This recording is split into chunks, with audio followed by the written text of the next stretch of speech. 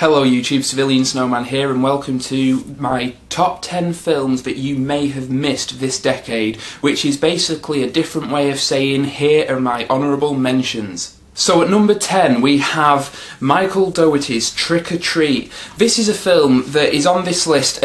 When I first heard about it, I never thought that it would be one of the best of the decade. I thought it'd be kind of a throwaway little horror movie, but I absolutely love this movie. It is an anthology series, not unlike Creepshow from the 80s.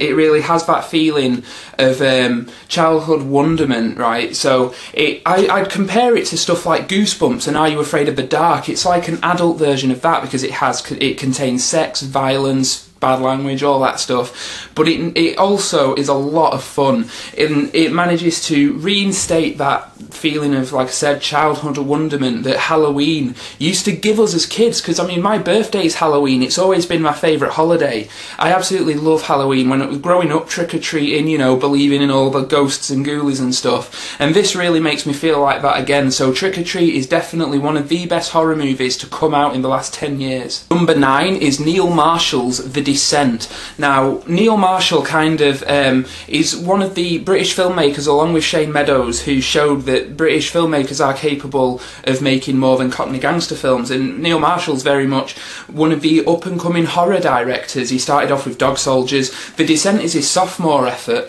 and obviously he went on to do Doomsday, which got a lot of shit because people took it seriously and forgot that it was supposed to be a grindhouse movie.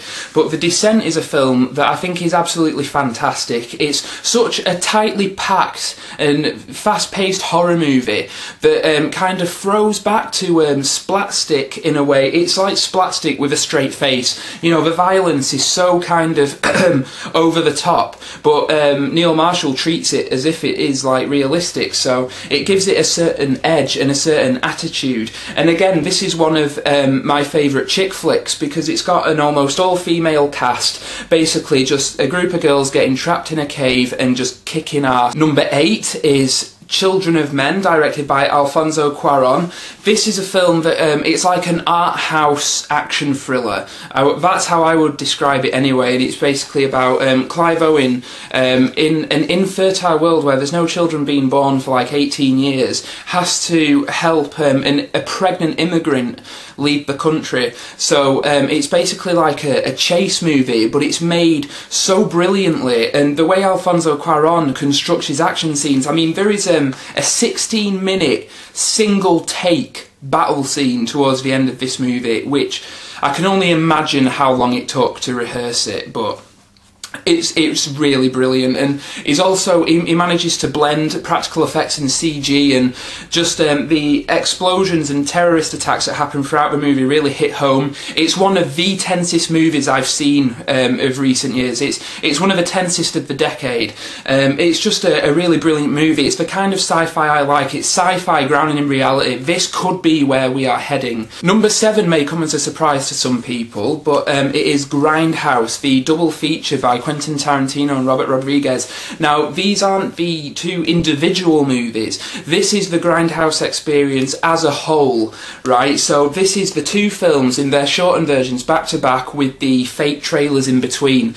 And the reason this is on my list of films you may have missed is that it was released in America in this form, but because it didn't do well at the box office, the films were split and extended to be released worldwide. So not a lot of people got to see this version of the film, which I think is just a wonderful throwback to Flea Pit cinema double bills. You know, I've never really had the opportunity to see like a proper double bill of Grindhouse movies until I saw this, and it is absolutely brilliant. It's a shame that movies like this don't really exist anymore. They are few and far between, but I think Grindhouse managed to recapture that just brilliance of filmmaking. You know, they are trashy B movies, but they are well done. You know, these are two A-list directors directing B movies, and they don't come much better than this. Number 6 is Oldboy. Now, I'm not going to say much about this because I'm shortly going to be reviewing it on the Cigarette Burns channel, but it's an action revenge movie by Park Chan-wook, the Korean director. It's the second chapter in his Vengeance trilogy, and it's very stylish, very violent, very hard hitting, and really deals with dark social taboos as well.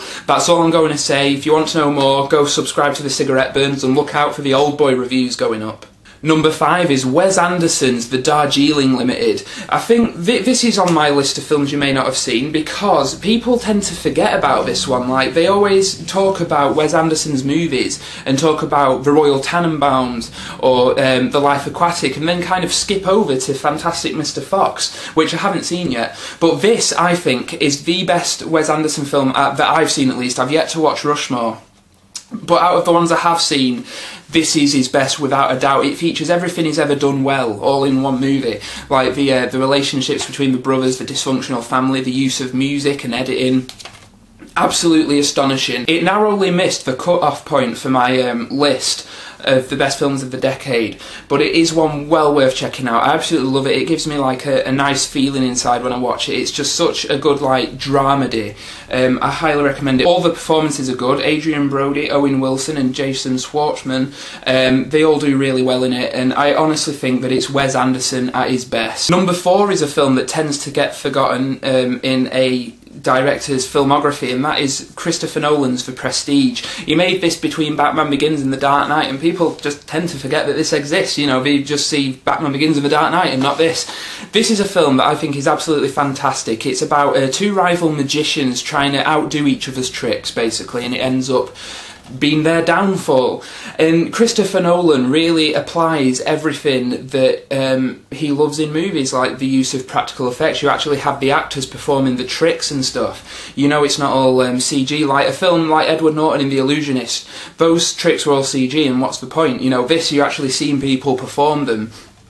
Gives it that realistic edge. It's just a really rewarding film. It's very multi-layered. I can't say too much about it because it'd take me hours, but it's a very multi-layered film. You'll get more and more out of it every time you watch it, and I highly recommend it. It features 2 great performances by Christian Bale and Hugh Jackman. Yes, that's Batman and Wolverine going at it with magic tricks. What more do you want? That's Prestige. Number 3 is a film that people tend to rag on, but I actually think is Danny Boyle's best movie, far better than Slumdog Millionaire, and that is Sunshine. It's basically everything I like in sci-fi movies. It's got the realistic kind of claustrophobic human sci-fi element to it. It's in the same vein as Alien and Event Horizon, all my favourite sci-fi movies, and it's just absolutely fantastic. The acting in it is astonishing. Cillian Murphy and especially Chris Evans, who you wouldn't think would be that good in a serious role, but he really is. The music is brilliant. Everything about this movie is perfect, almost, in my opinion. It's about the sun is dying and astronauts are sent up to reignite it with a nuclear bomb, and bad shit happens along the way. So for any fans of sci-fi, action, or just film in general, I highly recommend Sunshine. Number 2 is a film that would have been on my top 10 of the decade had I realised that it came out in the year 2000. I thought it came out in 99, but it came out in 2000, and that is Unbreakable. Probably my second favourite comic book movie ever made. It's about Bruce Willis, who is the indestructible man, and Samuel L. Jackson, who has a bone disease that makes him very much destructible. And it's about those two kind of finding each other and playing kind of intellectual cat and mouse. I don't really want to go too much into it without spoiling it, but the comic book imagery and how Bruce Willis discovers his powers is brilliant. It's like, if Superman existed in the real world, what would it be like? What is it like? It's brilliant. So, and it's definitely M. Night Shyamalan's best film back when he made good movies. So it's a shame what's happened to his career, but yeah, this is definitely his best. So that's Unbreakable. Number 1 is a film that I'm not going to say anything about because I've reviewed it and it was in my top 10 of the year. That is Duncan Jones's Moon. The reason it's on my list of things you may not have seen is that it had limited release in America, I believe, and it's not yet out on Blu-ray over there. So not a lot of people have seen it, but it's one that you need to pick up. Go check out my review if you want to get my full thoughts on it. But yeah, Moon is definitely my number 1 film that you may not have seen this decade. Anyway, I hope you've enjoyed this video and kind of got the point of it. I mean, it started off basically being my the top 10 that you may not have seen, but turned into my honourable mentions. So it's kind of a weird combination of both, but I hope you enjoyed it nonetheless. Thanks for leaving comments, subscribing and all that stuff. So this is CivilianSnowman signing out. I'll see you later. Bye.